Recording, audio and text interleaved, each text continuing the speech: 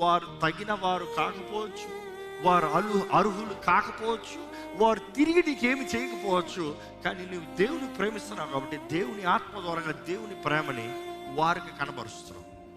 దానినప్పుడు గ్రీకులో చూసినప్పుడు ఒక మాట రాడికల్ లవ్, రెండో చూసినప్పుడు క్షమించే మనసు, క్షమిస్తాం.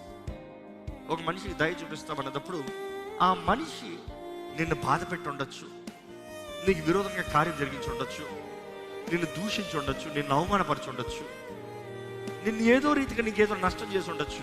కానీ దయ చూపిస్తామంటాం ఆ వ్యక్తికి వాస్తవ ప్రకారం ఆ వ్యక్తి చేసిన కార్యానికి నువ్వు ఆ వ్యక్తిని శిక్షించచ్చేమో, ఆ వ్యక్తిని చూచేసి పడేచ్చేమో, ఆ వ్యక్తికి కోర్టుకి తీసుకెళ్ళి ఆ వ్యక్తిని జైల్లోకి వెళ్ళేలాగా చేయొచ్చేమో, ఆ వ్యక్తి చచ్చేలాగా చేయొచ్చేమో అవసరమైతే.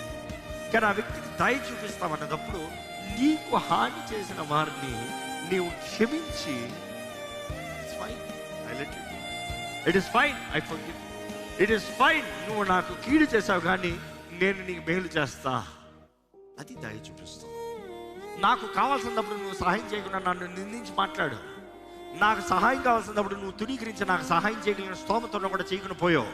కానీ ఈరోజు నీవు నా ముందు నిలబడి ఉన్నావు, నేను నీకులాగా చేయను, నేను దయ చూపిస్తాను.